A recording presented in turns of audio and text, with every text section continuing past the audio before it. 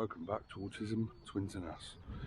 As promised, I would do a little video on the access card which we used for Poulton's Park.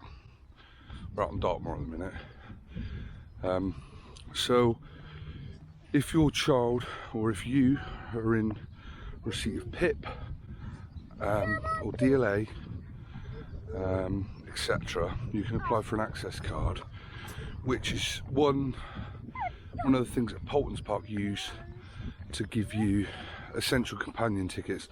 So an essential companion ticket is basically me being like an essential companion for George, Amy being one for Matthew. Basically it gives you access tickets to access the park where it wouldn't normally be possible really to do so without it costing an arm and a leg. I mean, it's expensive still anyway, but basically it gave me, we basically paid for the two boys and that gave us both the essential companion pass for free, which meant it was basically 50% for us on that day. Normally they're 43 quid at Poulton's Park, for example. So for us it cost us 83 quid. I did have to pay another 43 quid for Yaya that come with us, but that would have been the case anyway. So the reason for that is, and the reason why it's important, places like that we might go and last half an hour, and if you've paid 200 quid for example to get in, at the full price it would have cost us 160 quid for that day out. And it's not really fair when a lot of times things like that would last an hour or two and other children are able to do it for the whole day. So it's really good that they do it. The pass costs £15 per child. I'll put up some links and stuff, and that card then lasts for 3 years. You can do it through the parks for a year for like a £5, but I didn't see the point of that. I thought you may as well do the 3 years at 15 quid a child, so that's 30 quid that cost me. But then they work at Merlin sites and I think like Alton Towers, Chessington, all these other parks. So if you're able to access, even though I had to pay £30 for that, we still saved on the one visit. So well worth it. Obviously there is, what is it? A stone? Gonna put that in the river? Yeah, there is restrictions to it, obviously. It's not for everyone, it depends on what benefits you're on and stuff like that.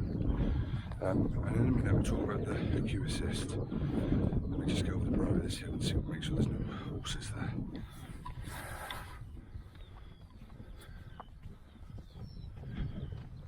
So yeah, the access card is a separate, it's nothing to do with Poulton's Park, it's just what they use rather than you having to take DLA letters and proof of diagnoses and stuff like that, and doctor's letters. You do have to upload your PIP stuff and your DLA stuff, but to me, I've got no problem in doing that. I did also have a phone call with them afterwards because they do a queue assist. Basically it's a queue assistant wristband that if your access card has a +1, which both my boys have got the +1 on there, so depending on what the answers to the questions that they ask you, depending on to the child's needs or your needs if it's for yourself, if you have a +1 on it, that allows you to apply for a queue assist, which doesn't cost anything. What it does, when you get to, in this instance, Poulton's Park, I don't know about the others, they're all, I'm sure, very similar. You go there, you go to the first aid as you walk through, and as you walk through, they took me into a room, asked me what the boys were wearing, give me a wristband for me to wear for George because he wouldn't wear the wristband, he would just pull it off. Matthew wore his own wristband because we knew he wouldn't take it off, and that allows you a quick pass onto the ride, each ride once. I don't know about the other parks how theirs would work with regard to that, but I'm sure they've all got similar things. At Poulton's Park it gives you access to each ride once without queuing, so you go to the exit of the ride rather than the entrance, and then you just wait there or wait till the staff member calls you on, and then they check your wristband, sign a little leaflet that you've got to say, yeah, this is Peppa Pig's balloon ride, so they know you've been on it once. If you go back on that ride again, you can't use the queue assist. I think that's perfectly fair.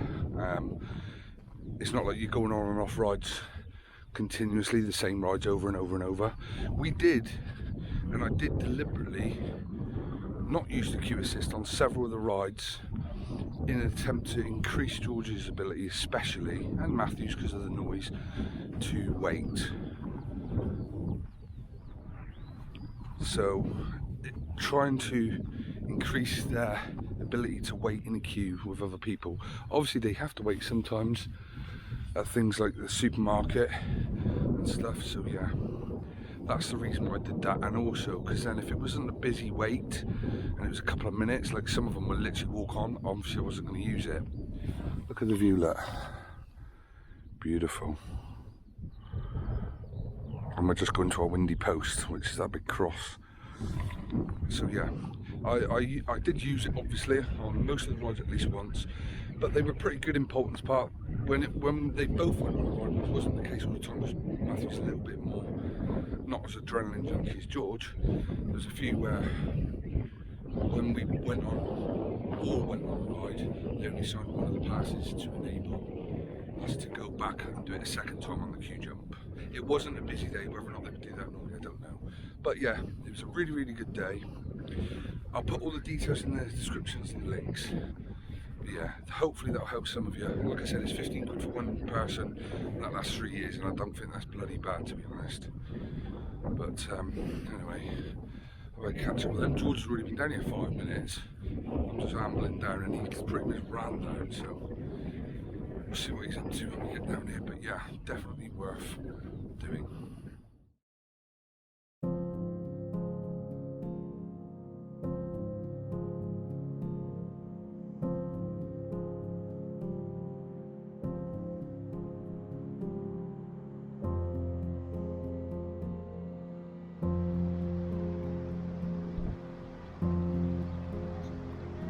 On the rock.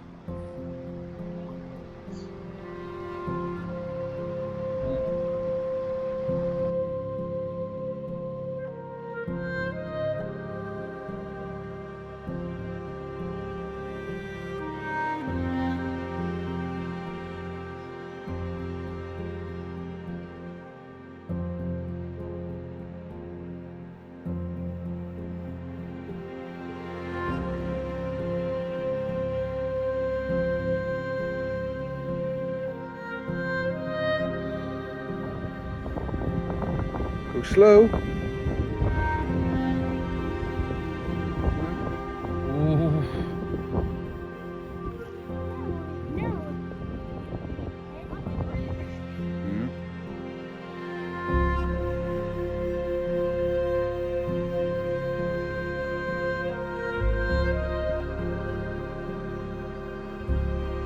So we've been down the windy post about an hour and a bit.